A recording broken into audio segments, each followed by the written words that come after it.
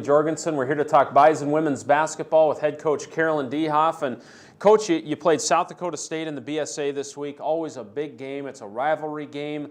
South Dakota State came in undefeated, but how did you feel about this matchup going into this game? Well, I really felt we were playing good basketball. I thought our kids all year have been competing, showing up every day, getting after it. I thought we had a really inspired practice.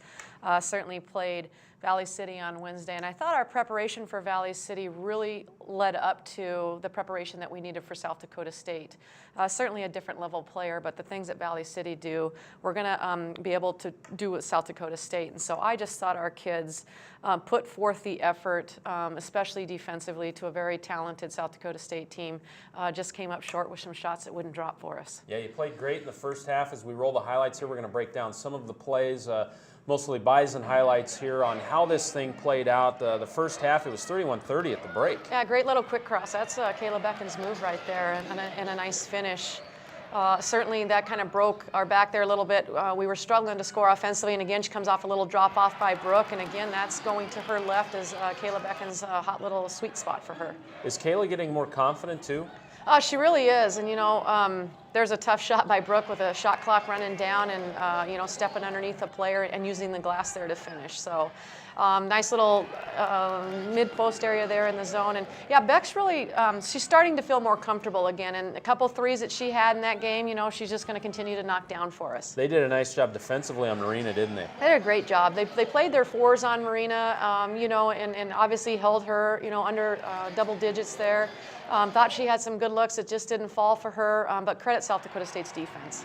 You know, in the second half, there's a three, you know, for you, but the shots just weren't coming for you easy, were they? Boy, they weren't. You know, we missed, you know, the first 4 or 5 possessions, which I thought were good looks. They were either layups or 6-8 foot shots. I thought Brooke did a great job of obviously garnering 4 defenders right there and kicking it out to wide open spot up shooters. So, you know, we need to knock those shots down, and there's some great effort by Brooke getting that offensive putback. Hey, Brooke really battled, didn't she? I mean, they were really taking that penetration away in the first half, but she still found a way to get to the rim. Well, that's where Brooke's game has grown so much, because obviously she was able to do that in the beginning of the year where she was just, it was her once she beat one person, and now, you know, 5 games into the season and the rest of the season, she's getting 4 or 5 defenders. And so now our kids are spotting up, she's finding them, she's doing a great job of delivering them to her shot pocket.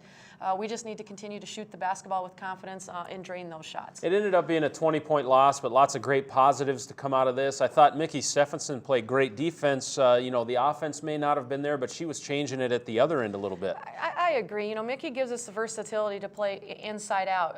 She's being much more active in the post play. Her lateral movement's gotten much better. You know, she's just a physically fit Division I basketball player, and so she's able to do more things for us on the defensive end of the floor, and also, you know, getting out of area to rip down rebounds, and we need that from Mickey, even going forward here deeper into the conference. Boy, you've been close to breaking that door down against IPFW, even against South Dakota State here, a 1-point game at half, had some opportunities in the second half. Do you think the team is confident heading into 2 big home games this week? Well, obviously I haven't seen them since the end of the South Dakota State game, and I sure hope they're still hungry, because again, watching the film, and we'll talk about it, we'll watch a little bit before practice today, I hope they understand the opportunities that were given to us, and it's our job to take advantage of those opportunities. Free throws, layups, you know, uncontested layups, you know, slowing down offensively, finding our target and finishing those shots. And if we do that, then we put ourselves in a great position next time we play South Dakota State. Hey, first up this week is South Dakota in the BSA. Now, they have been missing their star player,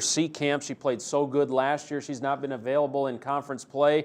Do you know her status, and how is South Dakota playing without her? Well, obviously their win-loss record shows that they could be struggling without her, but they certainly have a complement of other players. Tia Hillmeyer is playing very well for them right now. Obviously, their bigs inside with Lisa Loeffler and Mandy Close that comes off the game. I mean, she just gives them that versatile player that can play inside out and that can score in multiple ways. And so I'm sure they're trying to find a little bit a different identity without her.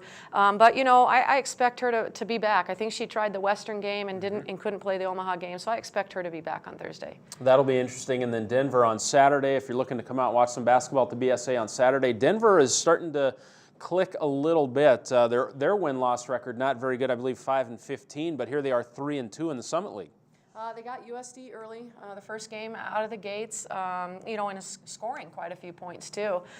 Played Western yesterday down to the wire and ended up coming away with a win there at their place. And so they're certainly starting to find themselves as well. They're a young team. They graduated some of their best scoring. And so they've got the Morgan Van Riper Rose kid that's from the Minneapolis area that shoots it very well. And they've got some inside kids, a Worth kid that's out of Phoenix that rebounds extremely well. So two probably similar teams in that they've got size and perimeter games. So excited for these two games, excited for our fans and our kids to be at home this weekend. There's been some exciting basketball by Bison women's basketball at home this year. There's been some great games. We hope to see you out at the BSA. Good luck to you, Coach. Thanks, Jeremy. All right, South Dakota on Thursday, 7:40 The Fan for radio. Otherwise, we'll see you at the BSA. Jack Michaels and myself will have the call on radio this weekend as well against Denver on Saturday afternoon. And we'll see you there. We'll recap both of those games here on the Bison Coaches Corner next week. Have a great week.